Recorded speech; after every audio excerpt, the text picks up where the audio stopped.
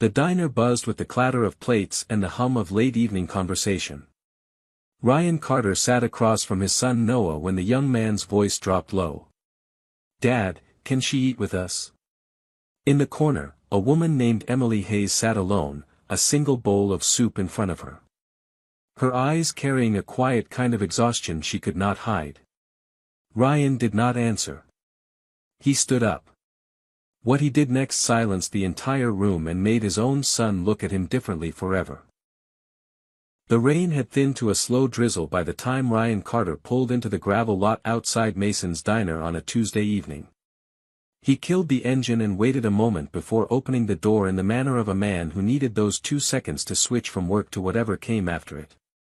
Noah was already unbuckling beside him, 19 years old now, lean and quiet, home from his second year of college and still living in his old bedroom because rent in town was higher than reason allowed. They had been coming to Mason's once a week for almost 6 years, ever since the funeral, ever since the house had stopped feeling like a place either of them wanted to eat dinner. Inside the diner smelled of coffee and seared onions.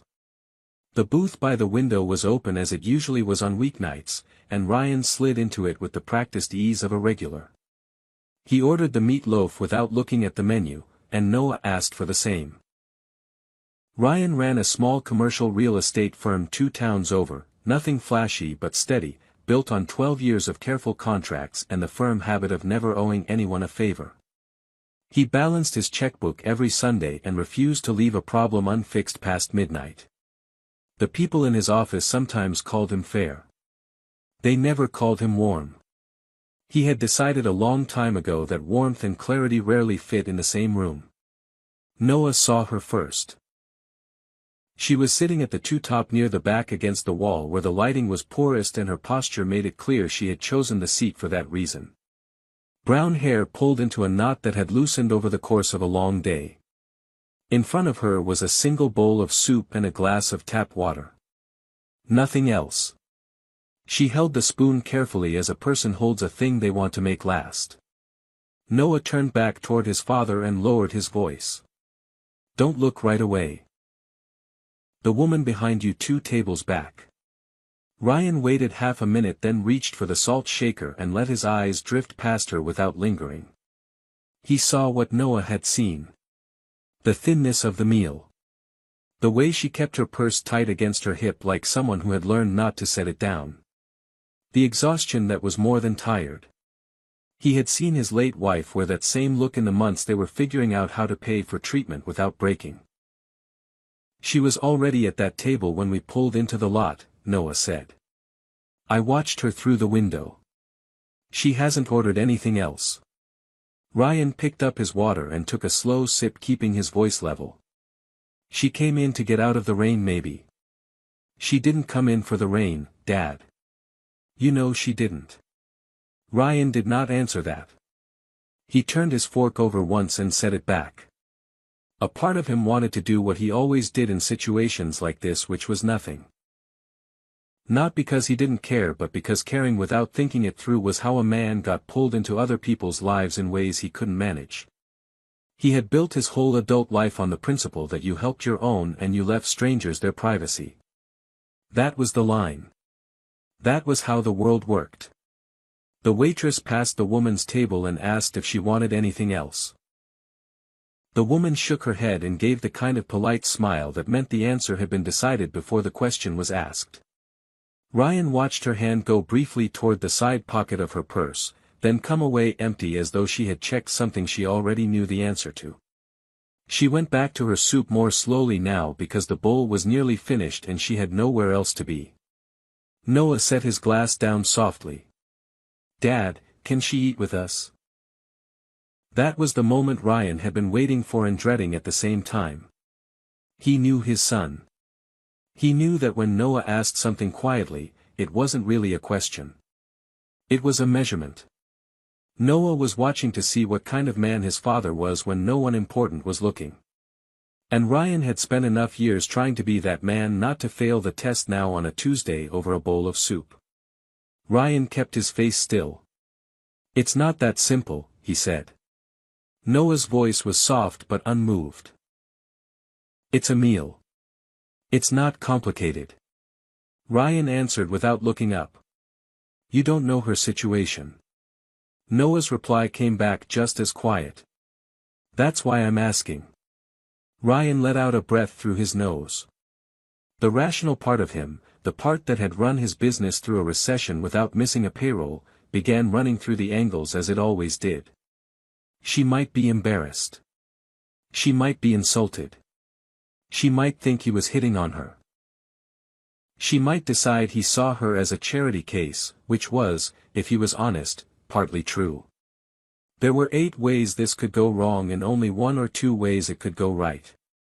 And that wasn't the kind of math he usually staked anything on.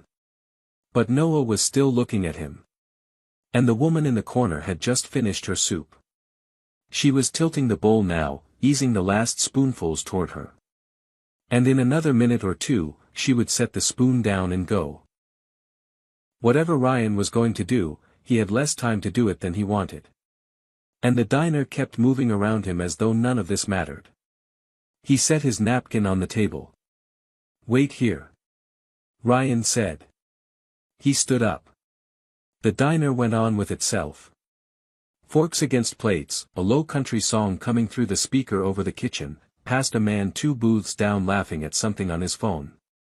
Nobody noticed him crossing the floor. He walked between the tables with his hands loose at his sides in the manner of someone walking into negotiations, except this was not a negotiation. And he was aware of that with every step. He stopped a polite distance from her table. She looked up. And up close, her eyes were a tired green with something guarded in them that came up the second she saw a man approaching her table alone. Ma'am. Ryan said. I'm sorry to bother you. She did not answer right away. She waited. My name is Ryan Carter, he went on. I'm sitting with my son over there. He gestured, and across the room, Noah lifted one hand in the smallest of waves. We were about to order. I noticed you were just finishing. We'd like to buy your dinner, a real one. And we'd like it if you'd come sit with us. She studied him for a long moment. The guard in her eyes did not drop. It tightened. That's kind of you, the woman said. But I'm fine. Ryan kept his voice steady. I'm sure you are. I'm not asking because I think you aren't. Her reply came back quieter and harder than he expected. Then why are you asking? That stopped him short because he had been expecting either a yes or a polite no, and she had given him something harder. She wasn't going to take the easy version of his offer.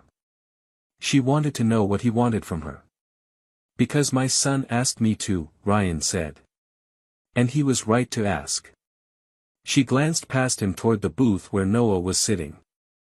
Noah did not smile. He did not try to look harmless. He met her eyes calmly without performance, and whatever she saw in his face seemed to do something the rest of Ryan's words had not. She looked back at Ryan. My name is Emily, she said. Emily Hayes. Emily. Ryan gave a single nod. It's just dinner. You can leave whenever you want. She looked down at her empty bowl, then at the door, then back at him. He could see her doing the same calculation he had done a minute ago, except hers had different numbers in it, different consequences, different things she could afford to lose. I'll pay for my own, Emily said. Ryan shook his head. That's not the offer. Her answer came back without hesitation. It's the only offer I'll take. He almost said no. He almost insisted the way men like him insisted on most things. But Noah was watching, and something in the steadiness of Emily's voice told him this wasn't pride for the sake of pride. This was a line she had drawn on harder days than this one, and she wasn't going to step over it for a stranger in a clean coat. All right, Ryan said. You pay for your own. Come sit with us. She hesitated for one more second, then picked up the purse she had been guarding all evening and stood. Ryan led the way back to the booth, and behind him he could hear her footsteps, careful even not trying to be small. When they reached the table, Noah slid over to make room. Emily sat down across from Ryan with her purse on her lap and her hands resting on top of it. She looked at the menu in the manner of a person looking at something they have not allowed themselves to consider in a while. Ryan watched her and felt for the first time in a long time that he had stepped past a line he had spent years drawing. He did not yet know what was on the other side. He only knew that his son had asked him a question and that the answer he had given was no longer one he could take back. Emily ordered a grilled cheese and tomato soup, the cheapest hot meal on the menu, and laid a creased $20 bill on the corner of the table before the waitress had even left. Ryan saw it and said nothing. Noah saw it too and gave the smallest nod as if to tell his father not to argue. The conversation that first evening did not go far. Emily answered in short sentences, ate in measured bites, and kept her purse on her lap the entire meal. And when the waitress came with the check, Emily slid her bill across the table without ceremony and did not wait for change. She left before they did with a quiet thank you that landed somewhere between gratitude and warning. Ryan watched her step out into the parking lot and turn left away from the row of cars on foot. Noah waited until she was out of sight and then said, "She walked here." Ryan did not answer. He set his napkin on top of his plate. He understood the thing his son had said without needing the rest of the sentence. For 3 weeks after that, Ryan thought about Emily Hayes, maybe more than he was willing to admit. And then he stopped thinking about her. And then he saw her again. It was at the hardware store on a Saturday morning. She was standing in the paint aisle with a list in her hand, weighing the prices of 2 cans of primer, the cheaper kind and the cheaper still kind. She looked up when he stopped at the end of the aisle. And the recognition in her face came with a small, instinctive tightening of her shoulders, as though she had been caught at something. "Mr. Carter," she said. "Ryan," he answered. He looked down at the cans in her hand. And then back up. "Painting?" Emily set one of the cans back on the shelf. "Trying to. The bathroom in my unit has water damage. And the property manager said I could fix it myself or wait 6 months.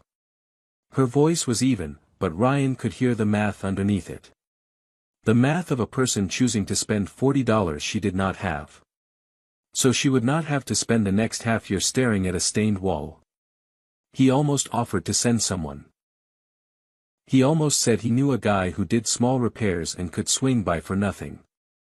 He felt the offer rise in him as offers usually did, automatic and well-meant. And then he remembered the creased 20 on the table at the diner, and he closed his mouth around it. "It's a good brand," he said. Instead, gesturing at the cheaper can. "I've used it on rentals. Holds up." Emily looked at him for a beat, as though weighing whether the comment was a courtesy or a clue. She seemed to decide it was the first. "Thanks," she said. They stood there a second longer than was natural. Then Emily said, before she could think better of it, "My mother's been sick for a while now. I'm the only one looking after her." She did not elaborate, and Ryan understood that the sentence was not a request. It was a piece of her life she had set down on the floor between them, deliberate as a person putting a key on a counter to prove she had nothing in her hand. He answered, "I'm sorry to hear that." It was the only thing he could think to say that wasn't more than she had asked for. They started running into each other after that at the grocery store on the corner, at the laundromat near her apartment, at the hardware store, again on a different errand. None of it was planned, but Ryan began to notice that he did not avoid those places, either. He had lived in this town long enough to know the rhythm of it, and Emily's rhythm, and it started crossing in places where he had not paid attention before. He did not call it intention. He did not call it anything. Noah was the one who first said it out loud. They were driving home from Mason's one Friday night, 3 weeks into what had become a kind of cautious acquaintance, and Noah turned the radio down. "You know you keep finding her," he said. Ryan kept his eyes on the road. "It's a small town." Noah let that sit for a moment. "Sure," he said. "It's a small town." There was no edge in it, but there was no agreement, either. And Ryan found himself pressing the brake a little harder than he needed to at the next stop sign. The fourth time they ran into each other, Emily was at the diner alone again, and Ryan and Noah were already in the booth. She came in to order food to go, saw them, and would have left without saying anything if Noah had not stood up and waved her over. She came with the same cautious step, and ate a bowl of soup at their table, and paid for it herself. Noah did most of the talking that night, asking her about the book she had under her arm, about the route she walked home, about whether she had seen the meteor shower the week before. He kept the air at the table light without making it shallow. By the end of the meal, Emily had laughed once briefly, and the waitress who had started to know all three of them brought her a refill on her water without being asked. Emily started letting them in by inches. She told them she worked 2 jobs, mornings at a dental office answering phones, evenings cleaning a small medical building near the highway. She told them her mother lived in a small assisted living facility on the edge of town, and that the cost of it had been climbing every year. And she said it the same way she said everything else, without bitterness, as if reciting a fact about the weather. She did not tell them how close she had been to losing the apartment in February, but Ryan figured it out from a single sentence about how the rent had nearly gone up, and the way her hand stopped moving on her coffee cup when she said it. The first slip happened on a Wednesday. They were eating dinner at the diner when a man in a navy suit stopped by the booth on his way out. He clapped Ryan on the shoulder. "Ryan, the Henderson deal closed clean. Whole block. Nice work." Ryan said something polite back, the kind of thing he said 100 times a year, and the man kept walking. When Ryan looked up, Emily had set her fork down. She was looking at him differently, not coldly, but the warmth that had been forming between them for the last weeks had thinned by a degree, and he could feel it. "Whole block," Emily repeated. Ryan kept his voice level. "Commercial real estate. It's what I do." She gave a slow nod. "I know what you do. You told me you ran a small firm." Her tone was not accusing. It was something worse. It was the tone of a person who had just realized they had been reading a sentence and missing a word in it. Ryan said, "I do run a small firm, 7 employees. The Henderson building was a one-time thing." Emily looked at him for a long second. "Right," she said, and went back to her soup. The conversation moved on, but the air at the table did not. She did not stop seeing them, but after that night, she started paying for her own meals faster, before the check came sometimes, before the food arrived. She started turning down the rides Ryan had begun offering on rainy nights. She started using the word "fine" more, and Ryan, who had spent his whole career reading the small movements of people across negotiating tables, knew what that meant and chose to ignore it, because he had decided somewhere along the way that he was going to help her. He had not told anyone, not even Noah, but he had decided. The first thing he did was the back rent. Emily had mentioned in passing that the property manager had agreed to forgive a late fee from January if she could keep current the rest of the year. Ryan called the management company on a Monday morning, paid the late fee anonymously through the firm, and asked them not to tell her where it had come from. The receptionist hesitated and then agreed, because Ryan was the kind of voice on the phone people agreed with. He hung up and did not feel guilty. He felt useful, which was a feeling he trusted more than most. The second thing was the job. There was a friend of his, a woman named Margaret, who ran a small accounting practice in the next town over, and she had been talking for months about needing an extra office assistant. Ryan called Margaret, described Emily without using her name, and said he thought she would be a good fit. Margaret asked if there was anything she should know. Ryan said, "Pay her well. Treat her like you treat anyone else. Don't tell her I called." Margaret laughed and said she had not heard him sound like that in years, and Ryan did not ask what she meant. The third thing was smaller, and in some ways the worst. Emily had mentioned almost in passing that the assisted living facility was about to raise its monthly rate again, and that her mother had begun to talk about moving home so that Emily would not have to keep paying it. She said it the way she said most hard things as a fact, without asking for anything. Ryan called the facility the next morning. He told the billing office he wanted to cover the difference between the old rate and the new one anonymously for the next 12 months. The billing officer, who had been doing this work for a long time, said he had seen this kind of arrangement before, and he agreed to it without asking many questions. For a few weeks, things between them were easier than they had ever been. Emily got the job at Margaret's office. She came to dinner one Friday and told Ryan and Noah about it with something close to lightness in her face, and Ryan ate his meatloaf and said he was glad. He told himself the lightness was the reason, and not the lie. Noah watched both of them across the table and said very little. Then, on a Sunday afternoon, Emily told Ryan over the phone that the facility had called her, that they had decided not to raise her mother's rate after all, that an old policy adjustment had come through. She said it with the smallest crack of relief in her voice. Ryan made a sound he intended to be surprised, and said he was glad to hear it. He thought he had pulled it off. He thought he had pulled all of it off. He was a man who had spent 20 years closing deals quietly, and he'd begun to mistake quietness for kindness.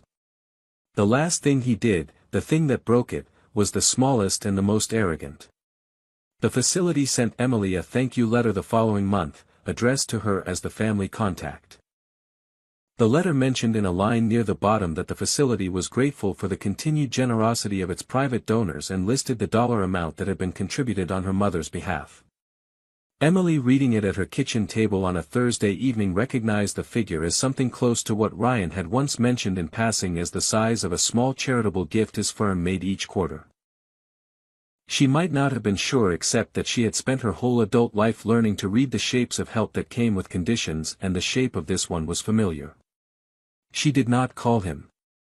She came to the diner on Friday as she always did now, but she came earlier than usual and she was already sitting in the booth when Ryan and Noah walked in. Ryan saw her face and knew before he sat down. Emily waited until they were both in the booth. She did not raise her voice. She did not need to. The diner was busy, and that made it worse because everything she was about to say would be said over the sound of other people's ordinary lives. "I want to ask you something," Emily said, "and I want a straight answer." Ryan set his keys on the table. "All right." She placed the facility's letter on the table between them, the dollar amount visible. "Was this you?" Ryan looked at the letter. He thought for a half-second about saying no. The half-second was enough to tell her everything. "Yes," he said.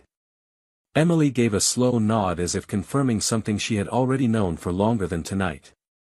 "The late fee on my rent in February, was that you?" Ryan answered, "Yes." She kept going in the same even voice. "The job at Margaret's office?"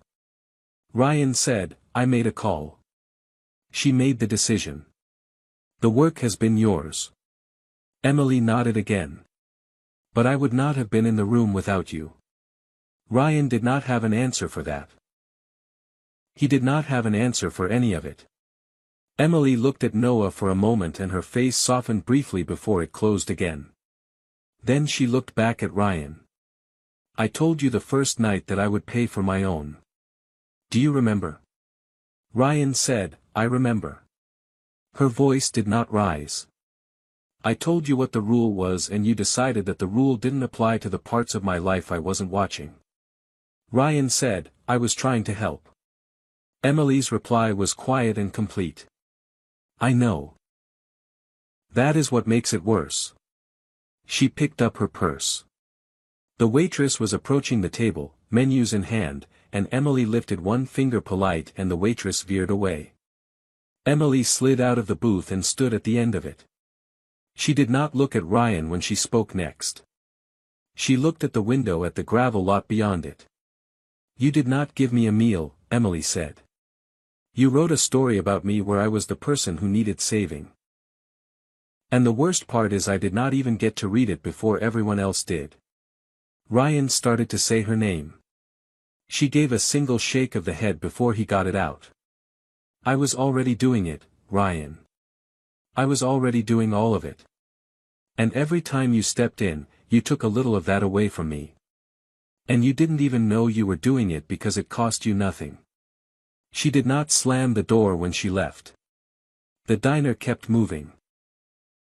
The country song on the speaker changed to a different country song. Noah looked at his father across the table, and for the first time in a long time, Ryan could not read his son's face. He looked down at his hands. They were resting on the table the way Emily's had been the first night, neatly as if holding something that was no longer there. The drive home was quiet for a long stretch. Ryan kept both hands on the wheel, and Noah looked out the passenger window at the dark shoulder of the road. They were almost to the turn for their street before Noah spoke. "Dad," he said. His voice was level. "Did you help her, or did you make her feel worse?" Ryan did not answer right away. The question was not shaped to be answered out loud. It was shaped to be carried home and kept. He thought about it that night after Noah had gone upstairs. He thought about it the next morning in the office when his assistant brought him coffee, and he caught himself studying her hands the way he had once studied Emily's, and realized he had been doing that for years, measuring the people around him, deciding which of them he was going to fix without asking. It was a habit he had not seen in himself until Emily named it. He thought about his late wife. He thought about how in the last year of her life he had taken over every decision in the house, the bills, the appointments, the slow shrinking inventory of things she could still choose for herself, and how she had let him because she had been tired. Once near the end, she had said, "You're so good at this. I almost can't tell anymore which parts of my life are mine." He had thought at the time that she was paying him a compliment. For 3 weeks, Ryan did not see Emily. He did not call her. He did not drive past the laundromat. He stopped at Mason's only with Noah, and they ate in the booth by the window without saying her name. The waitress asked once if their friend was coming, and Ryan said, "Not tonight." And the waitress did not ask again. He found in those 3 weeks that the silence at the table was harder to sit with than he had expected. What he did instead was something quieter than he had ever done. He called Margaret at the accounting office. He told her the truth, that he had asked her to hire Emily as a favor to him, and that he wanted her to know it in case the arrangement ever needed to be uncoupled. Margaret listened, and then she said, "Ryan, she's the best assistant I've had in 5 years. Whatever you started, she finished. The job is hers." Ryan thanked her and hung up and sat for a long time at his desk. He called the assisted living facility. He asked them to stop the contribution at the end of the current month and to send no further letters mentioning a private donor. He called the property manager and asked them if Emily was ever late again to call him only if Emily herself gave them his number. The property manager, a tired woman who had heard a lot of things in her career, said she had not expected a man to call back to take a favor away. And Ryan said he had not expected to either. He did not tell Emily he had done any of it. He understood finally that the point was not to confess and be forgiven. The point was to stop standing where he had been standing. It was 4 weeks before he saw her again. She was at the grocery store in the produce aisle reading the label on a bag of rice the way she had once read the price tags on 2 cans of primer. She looked up and the guard came back into her face, but slower this time, like a thing she had to put on rather than something she wore. Ryan stopped at the end of the aisle and did not come closer. "Emily," he said, "I don't want anything. I just wanted to say I heard you. The night at the diner, I heard you." She did not answer right away. She set the bag back on the shelf. "All right," she said. He nodded and turned to go. Her voice came after him quiet. "Ryan." He turned back. Emily was looking at the rice in her hand, not at him. "If I ever ask," she said, "I'll ask. Until then, please just be a person I see sometimes." He answered, "All right." It was the only answer that was hers to keep, and he gave it back to her cleanly. 2 months later, she asked. Her car broke down on a Sunday, the 14-year-old sedan she had been holding together with patience and a slow mechanic, and she called him from the side of the road, and the first thing she said was, "I'm not asking you to fix it. I'm asking you for a ride home. That's all. Ryan said, I'll be there in 15 minutes. He drove out, and he gave her the ride, and he did not call the mechanic. When she got out of the truck at her apartment, she said, thank you. And he said, anytime you ask. And he meant the second word more than the first. After that, things came back slowly. She started joining them at Mason's again, not every week, but enough. She paid for her own meals every time, and Ryan stopped trying to talk her out of it because he had finally understood that the creased 20 she had laid on the table that first night had not been pride. It had been the price of sitting at the table as herself, and he had no business trying to refund it. It was almost a year later, on another Tuesday evening, that the three of them were back in the same booth by the window. The rain was thinning the way it had on the night this had all started. The diner was busy. A woman came in alone and took the two-top by the back wall, the seat where the lighting was poorest, and ordered a single bowl of soup. Her purse stayed tight against her hip, the way Ryan now knew to look for. Noah saw her first. He looked at his father across the table, and he did not lower his voice this time. Dad, Noah said, can she eat with us? Ryan looked at the woman. He looked at Emily sitting across from him with her own meal in front of her, and saw that Emily had already noticed. She was watching the woman as only someone who had once been that woman could. Ryan did not stand up the way he had the first time. He did not cross the room with the walk of a man closing a deal. He set down his fork, and he said to the table evenly, let's ask her. All three of us. Emily met his eyes, and something in her face that had been guarded for a long time loosened just enough. They stood up together. They did not bring an offer. They brought a chair. When the woman by the back wall looked up, careful and tired, in a manner Ryan now recognized, he did not say, let me. He said, there's room at our table if you'd like it. You order what you want. You pay for what you order. That's the whole deal. The woman looked at the three of them, at Emily most of all, and after a long moment, she nodded. And she came.